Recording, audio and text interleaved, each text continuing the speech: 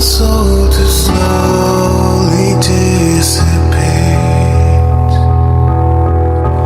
I've ignored the aches, in so doing feeling has escaped.